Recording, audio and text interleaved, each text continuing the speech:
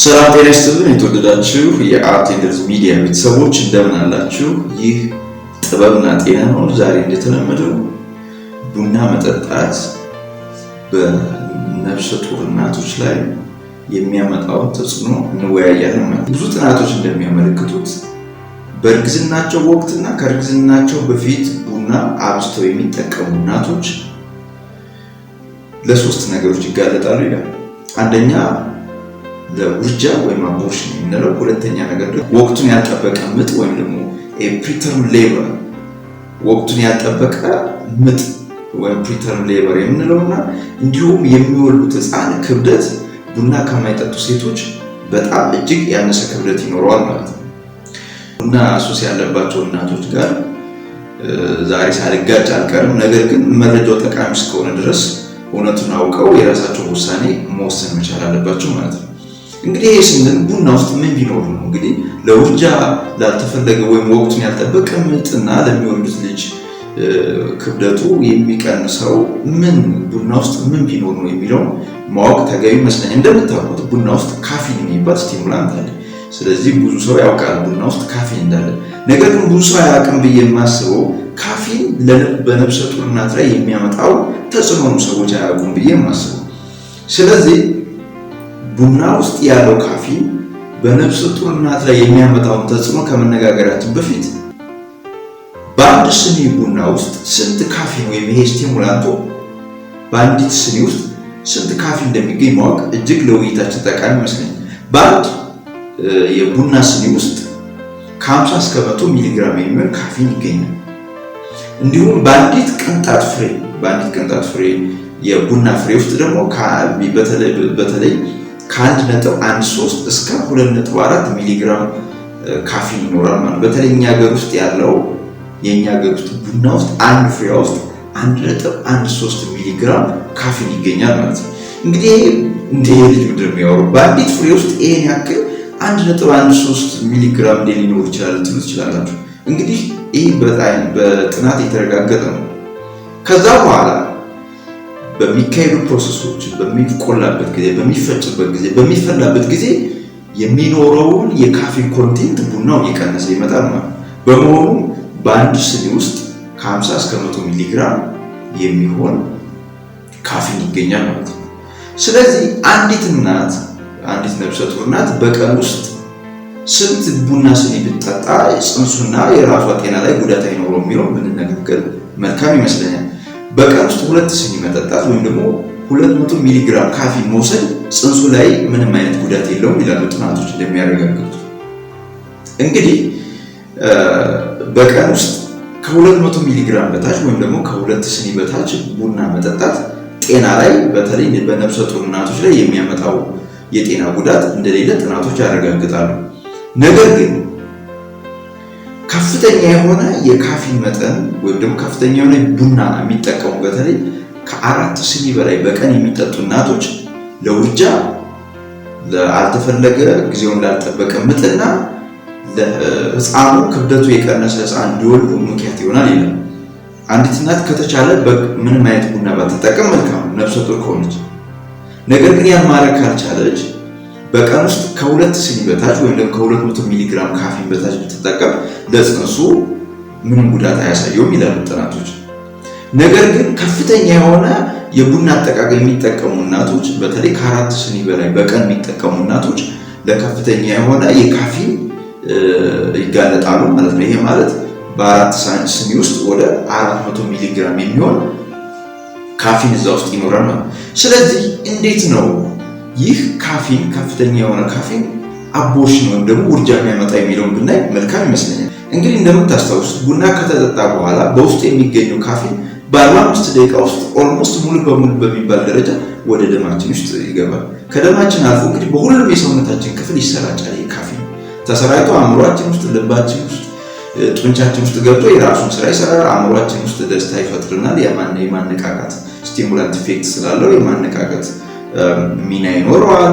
ልባችን ውስጥ የልብ ምታችን እንዲጨምር እንዲሁም ሌሎች ኢፌክቶች ይኖሩታል። ጡንቻችን ላይ ደግሞ የማዝናናትና ሪላክስ የማድረግ ሚና ይኖረዋል። ነገር ግን ችግሩ ነፍሰ ጡር እናት ላይ እንግዲህ ቡናውን ከጠጣን በኋላ በሁሉም ሰውነታችን ይሰራጫል ብያቸዋለሁ። ስለዚህ ያ ማለት ምንድነው? በጽንሱና በእናትየዋ መካከል የሚገኘው ድልድይ የሚያገናኘው እትብት ማለት ፕላሴንታ ነው። በእናትየዋና በልጁ መካከል ያለው ግንኙነት የሚካሄደው በፕላሴንታ በኩል ነው። ስለዚህ ይሄ ቡና አእምሮዋ ውስጥ፣ ሳምባዋ ውስጥ፣ ጡንቻዋ ውስጥ እንደገባ ሁሉ ያን ፕላሴንታውን አልፎ እዛ ጽንስ ውስጥ ይገባል ማለት ነው። ስለዚህ እንደምታውቁት ጽንስ ውስጥ የሚገባው ካፊን ሜታቦላይዝ መደረግ አለበት፣ ከሰውነት ውስጥ መወገድ መቻል አለበት። የወሰድነው ካፊን ከሰውነታችን የሚወገደው ጉበታችን ውስጥ ነው። እናትየዋ ጉበት ውስጥ ያለው ቢወገድም ልጁ ውስጥ ወይም ደግሞ ጽንስ ውስጥ የገባው የካፊን መጠን በህፃኑ የጉበት የመወገድ እድሉ በጣም ዝቅተኛ ነው። ምክንያቱም ጉበቱ ገና ተግባርና ኃላፊነቱ በሚገባ እየተወጣ ስላለ። ስለዚህ ያ ማለት ምንድነው? ለረጅም ጊዜ ያ የተወሰደ በፕላሴንታ በኩል የገባው ካፊን የጽንሱ አካል ውስጥ ለብዙ ጊዜ ደም ውስጥ ይቆያል ማለት ነው። ይሄ መቆየቱ ሶስት ነገሮችን ያመጣል። የመጀመሪያው በፕላሴንታ አድርጎ ወይም ደግሞ በእትብቱ አድርጎ ወደ ልጁ የሚደርሰው የደም ፍሰት ይቀንሷል፣ ባዞ ኮንስትሪክቲቭ ኢፌክት ስላለው ነው። ሁለተኛው እና በጣም አደገኛው ነገር ደግሞ ምንድነው? ህፃን ውስጥ ያሉ ሴሎች እድገታቸውን እንዲቀጭ ያደርጋል። ይሄ ሴል ዲቪዥን እና ፕሮሊፈሬሽኑ እንዲቀንስ ያደርጋል ማለት ነው። ስለዚህ ይሄ እንግዲህ በእንግሊዝኛው IGR ይባላል፣ ኢንትራዩትራይን ግሮዝ ሪስትሪክሽን የሚባለው ችግር ያመጣል። ያ ማለት ጽንሱ እንደፈለገው ሴሎቹ የእርስ በርስ እየተከፋፈሉ እንዳያድጉና ልጁ ክብደት እንዳይጨምር ያደርጋል ማለት ነው። ይሄ ገፋ ካለ እንግዲህ ወደ ልጁ የሚሄደው የደም ፍሰት ከቀነሰ፣ እድገቱ ከቆመ ውርጃ የሚባለው ነገር ይመጣል ማለት ነው። በሶስተኛ ደረጃ እንግዲህ እንደምታውቁት ሰውነታችን ውስጥ የተለያዩ ግንባታና ፍርሳታ የሚባለው ሜታቦሊዝም የሚባለው ሂደት አለ። ህፃን ውስጥ የሚደረገው ጽንሳዊ ግንባታና ፍርሳታውን በማስተጓጎል የተፈለገው ሜታቦሊዝም የልጁ አካል ውስጥ እንዳይደረግ ያደርጋል። በእነዚህ ሶስት ምክንያት በከፍተኛ ሁኔታ የሚወሰደው የካፊን መጠን ልጁን ይጎዳውና ለአቦርሽን ወይም ደግሞ ለውርጃ ያጋልጠዋል ማለት ነው። ነፍሰ ጡር የሆኑ እናቶች ብቻ ሳይሆን ነፍሰ ጡር ያልሆኑ እናቶች ከፍተኛ የሆነ የቡና የሚጠቀሙ ወይም ደግሞ ካፊን የሚጠቀሙ ሰዎችና እነዚህ ሰዎች በሚያረግዙበት ጊዜ ለውርጃ የመጋለጥ እድላቸው 20% ነው ይላል። ያ ማለት ምንድነው? አንዲት ቡና የምትጠጣ እናትና አንዲት ቡና የማትጠጣ እናት በምታረግዝበት ጊዜ ቡና የምትጠጣው እናት ለውርጃ የመጋለጥ እድሏ በ20% ይጨምራል ማለት ነው። በ20% ይጨምራል። እንደገና ደግሞ እያንዳንዱ ስኒ ለምሳሌ አንዲት እናት 2 ስኒ ብትወስድና ከአንድ ስኒው ላይ ሌላ ስኒ ጨምራ 3 ስኒ በቀን ብትጠጣ ለውርጃ የመጋለጥ እድሏ 14% ነው ይላል። ጥናቶች ነው የሚጠቁሙት። ከእርግዝና በፊትም ከእርግዝና በኋላ የሚወሰዱ ከፍተኛ መጠናቸው ከፍ ያለው የካፊን ወይም የቡና አጠቃቀም ለውርጃው ጊዜውን ላልጠበቀ ምጥና የሚወለደው ህፃን አካላዊ እድገት በጣም ይጎዳዋል ማለት ነው። እናጠቃልለው በምናጠቃልልበት ጊዜ ይህን ሜሴጅ እንድትይዙልኝ ይፈልጋል። አንደኛ ነፍሰ ጡር የሆነች እናት ከቻለች ቡና ትጠቀም፣ ካልቻለች ግን በቀን 2 ስኒ ወይም ደግሞ 200 ሚሊግራም ካፊን በላይ ባትጠቀም ይመከራል። ይህ ጽንሱንና የእሷን ጤና የማይጎዳ የካፊን ወይም የቡና መጠን ነው ማለት ነው። ነገር ግን እናቶች ከ4 ስኒ በላይ ወይም ደግሞ ከ400 ሚሊግራም በላይ ካፊን የሚወስዱ እናቶች ለሶስት ነገሮች ይጋለጣሉ። አንደኛው ለውርጃ፣ በተለይ የመጀመሪያዎቹ 3 ወራት ለውርጃ የምትጋለጥበት ከፍተኛ ጊዜያቶች ናቸው ማለት ነው።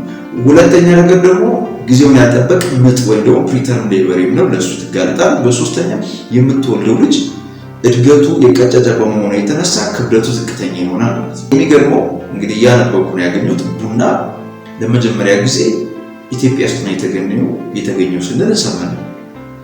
እኔ ብዙ ጊዜ ተረት ነበር የሚመስለኝ። ማለት እንደዚህ እረኛ እየጠበቀ ቅጠል ሲቀነጥስ አየን ከዛ ምናምን የሚል ናሬሽን ነው ያለው እና ከዛ ያለፈ ግን የሚገርም ናሬሽን ምንድነው? ለመጀመሪያ ጊዜ ቡና የተገኘው ኢትዮጵያ ከመሆኑ በሻገር ቡና እንቅልፍን እንደሚከለክል ለመጀመሪያ ጊዜ ዲስከቨሪ የተደረገው ኢትዮጵያ ውስጥ። ይሄን እንግዲህ ያሉት እንግዲህ ራሳቸው ናቸው። እንደውም ይሄን ያገኘሁት ፕሪንሲፕልስ ኤንድ ፕራክቲስ ኦፍ ስሊፕ ሜዲሲን የሚል መጽሐፍ ላይ ነው ያገኘሁት። ገጹን መጥቀስ ካስፈለገ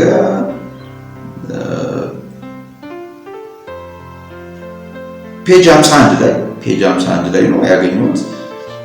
የሚፈልግ ሰው ፕሪንሲፕል ኤንድ ፕራክቲስ ኦፍ ስሊፕ ሜዲሲን የሚለው ላይ ነው ያገኘሁት እና አጠቃላይ መልእክቱ ምንድነው የሚለው ቡና ለመጀመሪያ ጊዜ የተገኘው ኢትዮጵያ ውስጥ ነው። ከዚህ ባሻገር ቡና እንቅልፍ እንደሚከለክልና ለመጀመሪያ ጊዜ ቡና ሰዎችን ለማነቃቃት እንደሚጠቅም የተሞከረው ኢትዮጵያ ውስጥ ነው ይላል። ይሄ እንግዲህ ራሳቸው መጽሐፍ ላይ ነውና እንግሊዘኛውን ላምሩ። እንግሊዘኛው ሲጠቃለል ምንድነው የሚለው ቡና ኢትዮጵያ ውስጥ ተገኘ። ከዛ በኋላ እንቅልፍ እንደሚከለክልና እንደሚያነቃቃ ታወቀ። ከዛ በኋላ ወደ አረብ፣ ኤሲያ፣ ኢሮፕና አሜሪካ ይሄ ጥቅም እንዲሰጥ ዲስትሪቢዩት ተደረገ ነው የሚለው። ስለዚህ እንግሊዘኛውን ላምብላችሁ ካፈልጋችሁ ምን ይላል? somewhat later in Ethiopia coffee consumption was thought to have begun when its power to prevent sleep was recognized. Coffee was historically associated with Sufism in Yemen, and it may have been used in religious activity. It was cultivated in Arabian Peninsula in the 15th century when it spread to Europe and later in America. ስለዚህ የሚያሳየው እንግዲህ በራሳቸው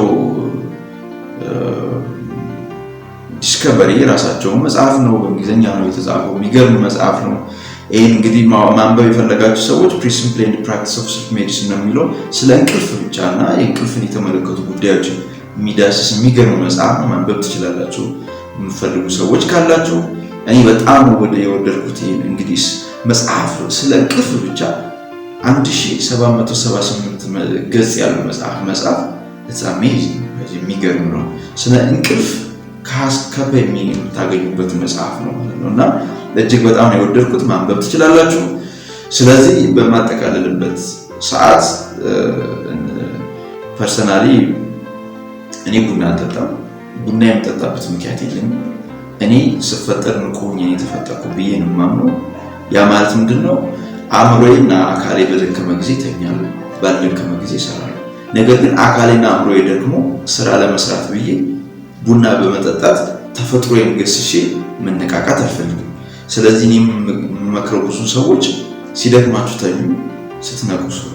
ከዛ ውጭ ግን አካላችሁ ዝሎ አእምሯችሁ ደግሞ ቡና በመጠጣት አካልን ማነቃቃት ተፈጥሮ ጋር መጋጨት ነው ብዬ ነው የማስበው። ነገር ግን ከዚህ በተቃራኒው እናቴ የምትጠጣው ቡና መጠን ይሄ ባላችሁት አሁን ባሳየኋችሁት መጠን ቢሰላ ከአንድ መርቲ ይበልጣል። ያ ማለት እንግዲህ አንድ መርቲ ስንት ሲኒዘር ኦልሞስት እሷ የምትጠጣው የካፊን መጠን ልነግራችሁ አልችልም። ስለዚህ እናቴ በጣም የቡና ሱሰኛ ናት። ስለዚህ ይህን መረጃ በማውቀን አስፈላጊውን ጥንቃቄ ማድረግ ያስፈልጋል፣ በተለይ ነፍሰ ጡር እናቶች ላይ። ስለዚህ የተወደዳችሁ የአርቴንደርዝ ሚዲያ ቤተሰቦች የዛሬው ዝግጅታችን በዚህ ተቋጭቷል። ያላችሁን ሀሳብ አስተያየት ኮሜንት ላይ አስቀምጡልኝ። ቪዲዮ ላይክ ብታደርጉት፣ ሼር ብታደርጉልን፣ ሰብስክራይብ እንድታደርጉ እንፈልጋለን። በተለይ ደግሞ በዚህ የህመም ላይ ቪዲዮ ሳይሆንላችሁ ስታስቡ ኮሜንት ሴክሽን ላይ ብታስቀምጡልን ደስ ይለናል። ከዛ ባሻገር አሁን በተነጋገርነው ጉዳዮች ላይ ሪፈረንስ የምትፈልጉ ሰዎች ካላችሁ ዲስክሪፕሽን ቦክስ ላይ አስቀምጥላችኋለሁ። የተለያዩ ሪፈረንሶች አሉ። ኦፍ ኮርስ ዲቤት አለ፣ ውርጃ ያመጣል አያመጣም የሚለው ግን ሜጀርሊ በዋናነት ግን መጽሐፎችም እንደሚገልጡት ቡና ለውርጃ ያልተፈለገ ጊዜውን እንዳልጠበቀ ምጥና ሎበርዝ ዌይት ወይም ደግሞ በውልደት ጊዜ የልጁ ክብደት እንዲቀንስ ያደርጋል። ይህም ለአካልና አእምሮ እድገት አሉታዊ ተጽዕኖ አለው ነው የሚለው። ያን ማንበብ ትችላላችሁ። ከዛ ውጭ ዊሊያም ኦብስተትሪክስ መጽሐፍ ላይ ክሊርሊ ተቀምጧል። አሁን ያው ነገርኳችሁ ኤቪደንስ ማንበብ ከፈለጋችሁ መጽሐፉን ዲስክሪፕሽን ቦክስ ላይ አስቀምጥላችኋለሁ። የዛሬው ዝግጅታችን በዚህ ተቋጨ። ቻው።